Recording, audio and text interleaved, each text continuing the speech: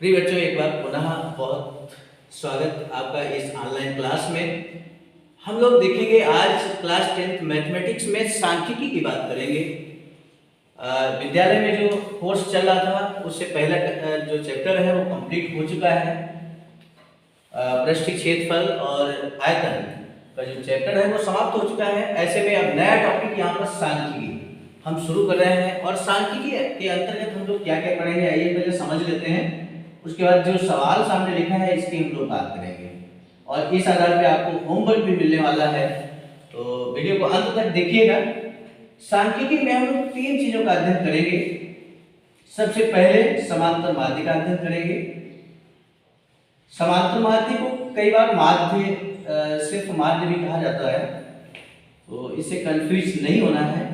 समांतर माध्य या माध्य और इसके बाद माध्यिका की बात हम लोग यहाँ पे करेंगे। और तीसरा जो टॉपिक यहाँ पर होगा वो पॉपुलर। तो आज जो हम लोग बात करने वाले हैं वो समांतर माध्य की बात करेंगे। समांतर माध्य पर आधारित किस तरह के सवाल बोर्ड एग्जाम में पूछे जाते हैं इसकी बात करने वाले हैं। जो सवाल ये सामने आप देख रहे हैं 2 नंबर का सवाल है, 2 नंबर में पूछा जाता है 2 अंकों में बोर्ड एग्जाम में। तो आइए सबसे पहले हम समांतर माध्य का क्या सूत्र यहाँ पे अप्लाई करेंगे उसको भी समझ लेते हैं। तो समांतर माध्य का सूत्र क्या होगा,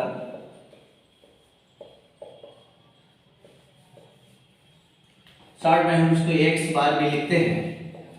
तो हम आपको बता दें यहाँ पर सभी पदों का योग और बटे में पदों की संख्या है। इस तरह से हम यहाँ पर समांतर माध्य का सूत्र यूज करेंगे। मान लीजिए थोड़ी देर के लिए हम कुछ आंकड़ों को ले लेते हैं। माना किसी भी सवाल में जनरल तौर पे x1, x2, x3 कमा डॉट डॉट डॉट xn पर दिए गए हैं। तो ऐसे में इसका हम समांतर माध्य का सूत्र कैसे निकालेंगे, कैसे यूज करेंगे, तो बहुत आसानी से x1 इन सभी पदों को हम जोड़ेंगे, योग करेंगे। अर्थात x1 plus x2 plus x3 plus dot dot dot dot plus xn।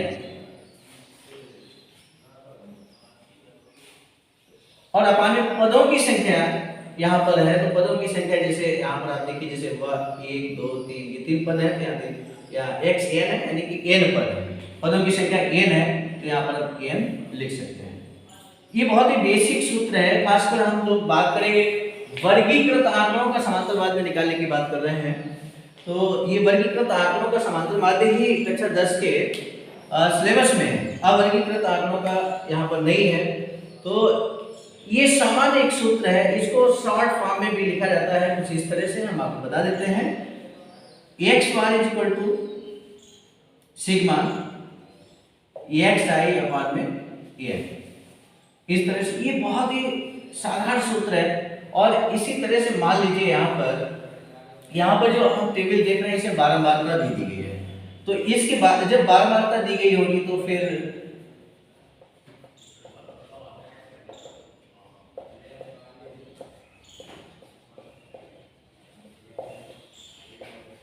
तब किस तरह से सूत्र यहाँ अप्लाई करेंगे वो भी हम आपको बता देते हैं। x bar equal to sigma f i xi upon में n।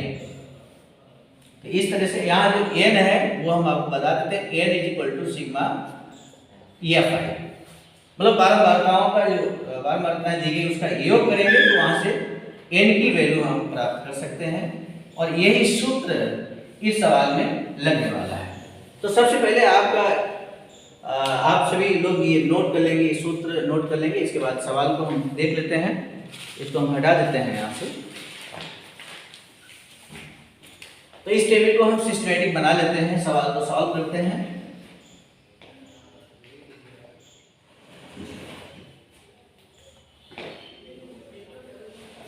टेबल कुछ इस तरह से बनाएंगे। इसमें सबसे पहले हमें x का मान यानी कि पद दिया गया है 10, 30, 50, 70 और 89।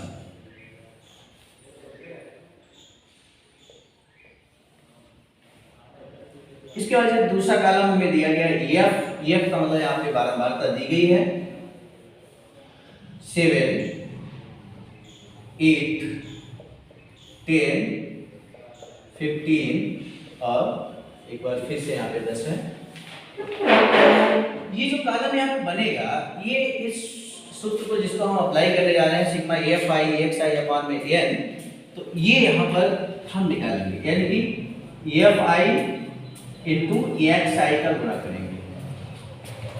ये यहाँ पर जो एक्स है एक्चुअल में यही एक्स आई का वैल्यू है एफ आई इस तरह से, तो हम इसका गुणा करेंगे यानी कि 10 गुणे 7 10 गुणे 7 यानी कि ये हो जाएगा 70।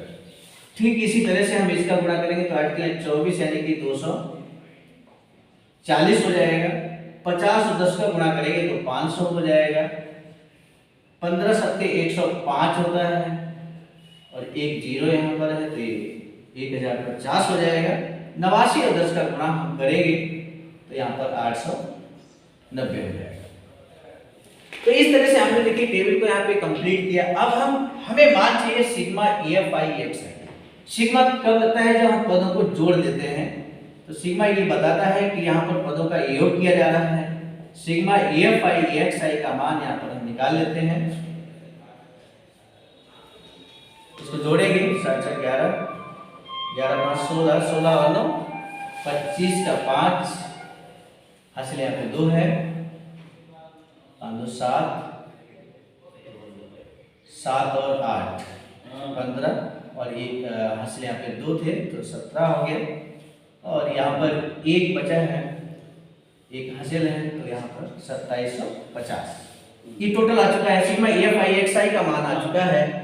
अब हमें एन का मान चाहिए तो एन का मान हमने क्या बताया कि सिग्मा एफ आई का मान एन का मान होगा, तो यानी कि एफ जो बारंबारता है उसका हम योग कर लेंगे तो यहाँ से एन का मान निकल आता है और इसको हम ऐड करेंगे तो यहाँ पे 50 आएगा। तो इस तरह से हमने सिग्मा एफ आई और एक्स आई का मान निकाला है, एन का मान निकाल लिया। सीधे वैल्यू को हमें पुट करना है और समांतर माध्य आसानी से निकल आएगा।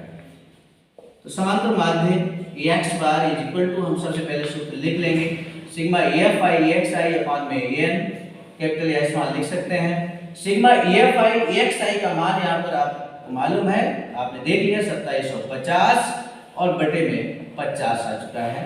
तो 0 से 0 कैंसिल, इसको हम कैंसिल आउट करेंगे तो देखिए ये आ जाएगा 25 2 25 यानी कि एक्स बार का मान यहाँ पर आ चुका है 55।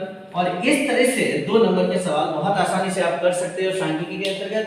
और अगले वीडियो में हम आपको बताएंगे कि लॉन्ग क्वेश्चन कैसे पूछे जाते हैं, 4 नंबर और 6 नंबर के क्वेश्चन भी यहाँ से बनते हैं, कैसे वो क्वेश्चन होंगे जरूर हम आपको बताएंगे। लेकिन आपसे अनुरोध है कि इस तरह के सवाल जो भी एक्सरसाइज में है वो आप सॉल्व करेंगे और सॉल्व करने के बाद होमवर्क के रूप में व्हाट्सएप जो ग्रुप है स्कूल का उस पर आप पोस्ट करेंगे, उसको हम चेक करेंगे और कोई अगर मिस्टेक आप करते हैं तो वो भी हम वहाँ पे आपको बताएंगे। लेकिन होमवर्क जरूर कीजिएगा।